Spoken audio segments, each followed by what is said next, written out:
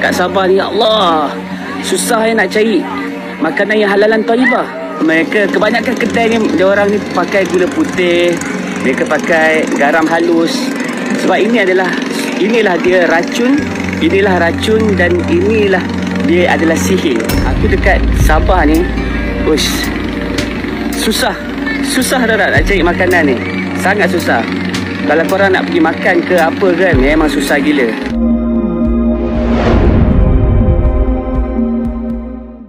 Assalamualaikum warahmatullahi wabarakatuh. Sahabat semua, apa khabar? Semoga sihat selalu dan dipermudahkan dalam segala urusan. Hari ini viral di media sosial mengenai seorang lelaki yang mengatakan susah untuk mencari makanan halal di Sabah sehingga ada seperti sihir dan racun. Bagaimana ucapannya? Jom kita tengok. Sebenarnya nak cari makanan yang halalan thayyibah ni, ya Allahu Akbar, bukan mudah tau.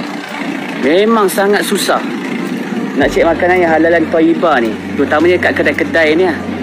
Jadi sebab tu tuan-tuan, memang saya menggalakkan tuan-tuan untuk makan di rumah. Masak sendiri pun tak apa. Sebab apa? Dekat contoh kita nak pergi kedai, kita nak makan. Sebab kebanyakan dia, first kali ramai yang tak jaga solat kan? Kedai ramai yang tak jaga solat. Lepas tu buka aurat. Kebanyakannya buka aurat. Lepas tu apa lagi? Kebanyakannya mereka ni menggunakan produk-produk yang bukan halal dan thayyibah. Ataupun ada yang tanda halal, tapi bila nak pergi ke arah thayyibah tu, Allahu Akbar, mereka menggunakan produk-produk yang dikilangkan daripada bukan produk Muslim. Jadi sebab tu hari ni sukarnya untuk kita mencari makanan yang halal dan thayyibah. Aku contoh tuan-tuan, aku dekat Sabah ni, susah dah nak cari makanan ni. Sangat susah. Kalau korang nak pergi makan ke apa kan, memang susah gila. Terutamanya kalau kita tengok kat sini kan, kat sini apa semua, memang susah nak cari makan.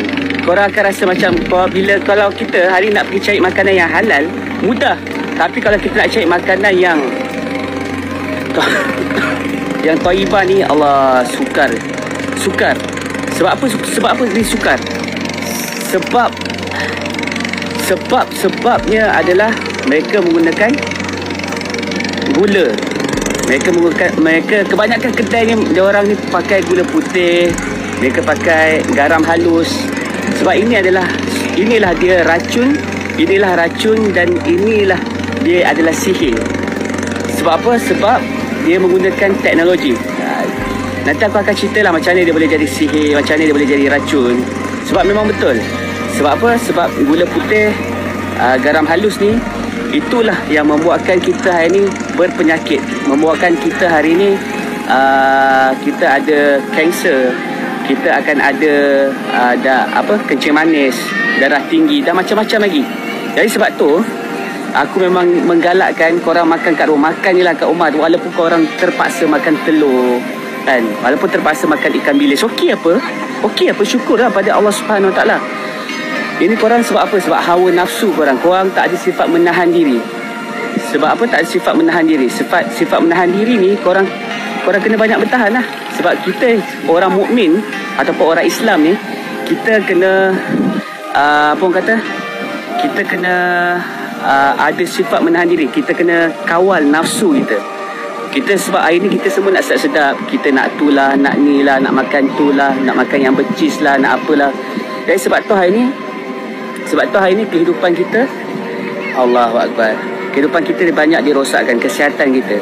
Sebab tu hari ni masjid-masjid, bukan masjid-masjid lah, sebenarnya hari ni hospital makin banyak. Sebab apa? Ramai orang sakit. Inilah tujuan dia yang mereka ada kan.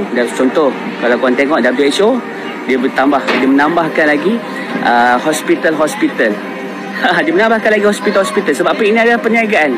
Bila banyaknya hospital, maka kena ada, bila ada hospital ni, dia kena create satu masalah, iaitu kesihatan. Kesihatan kita ni berpunca, masalahnya datang daripada pemakanan kita. Itu masalahnya. Sebab tu hari ni kat Sabah ni, ya Allah, susah nak cari makanan yang halalan thayyibah. Susah. Even pun dekat Semenanjung pun, Allahu Akbar, susah. Sebab tu Nabi SAW dia tidak menggalakkan umat dia makan di kedai. Sebab apa? Sebab inilah masalah-masalah dia. Produk pakai kan, punca-punca penyakit. Dan mereka yang contoh kalau kita buka kedai makan, mesti peniaga nak masakan ni sedap. Bila ke arah sedap tu, itu yang punca-puncanya kita berpenyakit. Jadi sebab tu hari ni kita kena elakkan. Supaya apa? Supaya kita elakkan kita makan dekat luar rumah lah, dekat kedai-kedai. Sebab aku cakap ni sebab apa? Aku nasihatkan bukan setakat aku nak nasihatkan kau, tapi sebenarnya untuk diri aku juga. Bila aku cakap, maka aku insya-Allah aku boleh pelihara lah kan, daripada makan kat luar. At least kalau macam safar ni, macam pergi ke Sabah ni, alhamdulillah lah boleh masak kat rumah. Sebab apa? Ada homestay apa semua kan.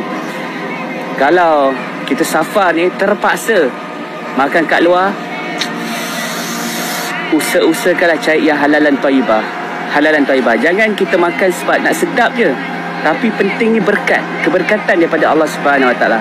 Sahabat semua, daripada video tersebut saya terpanggil untuk jawab pernyataan pakcik tersebut disebabkan saya orang Sabah dan saya tidak bersetuju dengan beberapa kenyataan yang cuba diletakkan oleh beliau. Dan saya tidak kenal pakcik ni dan saya tidak tahu siapa dia. Tetapi saya yakin dia adalah orang yang baik-baik disebabkan pemakaian dan juga nasihat yang diberikannya kepada kita. Pertama sekali, anjuran masak di rumah itu adalah baik, dan anjuran untuk mencari makanan yang halal thayyiban itu juga adalah baik, kerana ia adalah menjadi tuntutan kepada kita orang Islam untuk makan benda yang halal lagi baik. Dan bila kita tengok maksud daripada perkataan halalan thayyiban ini ialah halal, iaitu bermaksud hukum membenarkan sesuatu perbuatan dilakukan dalam Islam dan tidak ditegah oleh syarak. Adapun thayyibah bermaksud baik, perkara yang tidak membahayakan. Ia adalah berdasarkan firman Allah Subhanahu wa taala, ya ayyuhan nasu kulu mimma fil ardi halalan thayyibah wa la tattabi'u khutuwatis syaitan innahu lakum aduwwum mubin. Yang bermaksud, wahai sekalian manusia, makanlah dari apa yang ada di muka bumi ini yang halal lagi baik, dan janganlah kamu ikut jejak langkah syaitan, kerana sesungguhnya syaitan itu ialah musuh yang terang nyata bagi kamu. Sahabat semua, ayat ini terbahagi kepada dua. Yang pertama, Allah menyuruh manusia untuk makan apa yang ada di muka bumi ini yang halal lagi baik. Dan dalam tafsir Ibnu Katsir, kita diperbolehkan untuk makan dari semua apa yang ada di muka bumi ini,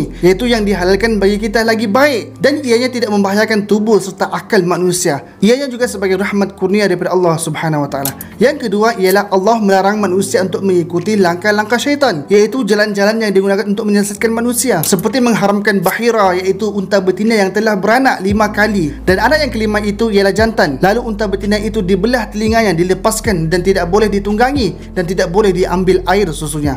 Yang kedua, unta saibah, iaitu unta betina yang dilepaskan bebas ke mana sahaja disebabkan sesuatu nazar ataupun sumpah. Yang ketiga, wasilah, ialah seekor keldai betina melahirkan anak kembar yang terdiri daripada jantan dan betina, maka yang jantan disebut sebagai wasilah, tidak disembelih dan diserahkan kepada berhala.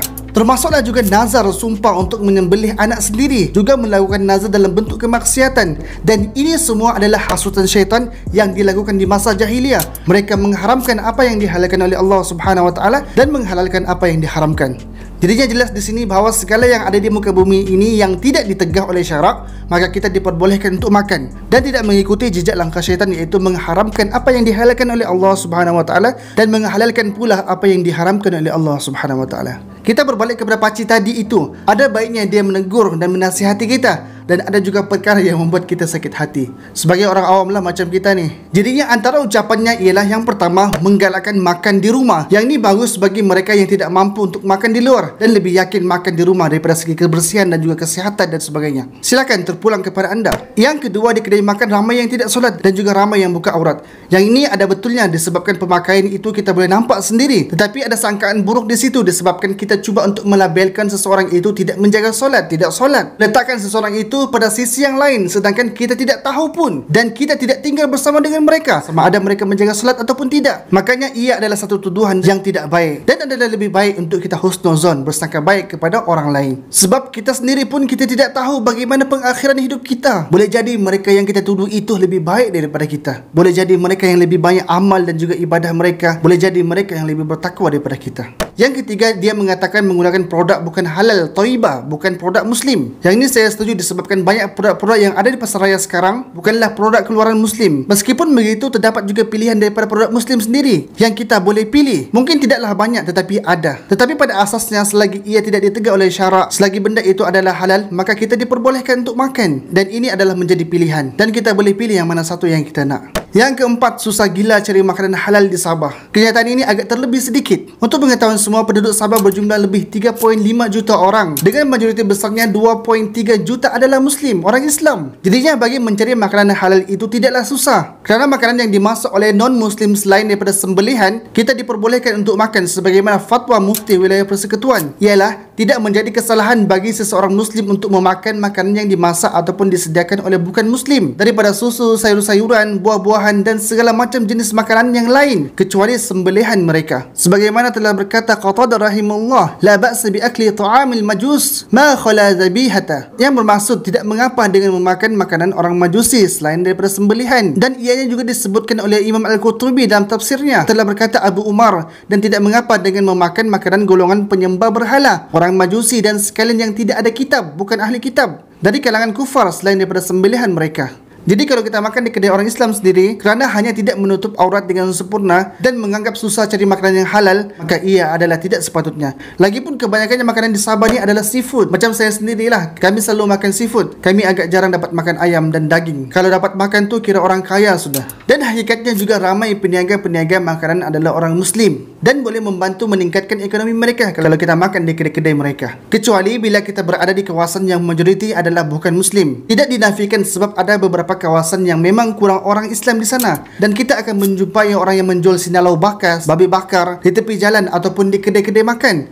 Yang ni kita boleh elak awal-awal dan cari pilihan yang lebih baik. Tapi bagi saya sendiri, untuk mencari yang halal itu mudah di Sabah, bukannya susah gila, kerana di Sabah ramainya juga orang Muslim. Yang kelima, dia mengatakan kedai makan pakai gula putih, garam halus. Ia adalah racun dan sihir kerana menggunakan teknologi. Yang ini saya tidak tahu. Mungkin kita boleh tengok bagaimana penerangan pakcik itu mengenai perkara tersebut. Dan betul-betul saya tidak tahu bahawa makan gula putih dan garam halus adalah racun dan sihir. Hanya kerana ia menggunakan teknologi. Sahabat semua boleh komen di bawah nyatakan pendapat anda tentang perkara tersebut. Tapi kalau hanya disebabkan alasan menggunakan teknologi, maka makanan yang lain pun kita susah nak makan. Kerana hari ini kilang-kilang dah menggunakan teknologi untuk memproses dan menyediakan segala benda, bukan lagi dengan cara manual. Saya rasa rakyat Malaysia hari ini pun dah makan gula putih dan garam halus sepanjang hidup, kerana ia adalah makanan asas. Yang menjadi masalah sekarang ini adalah susah untuk mencari gula putih kerana diserut di sana sini.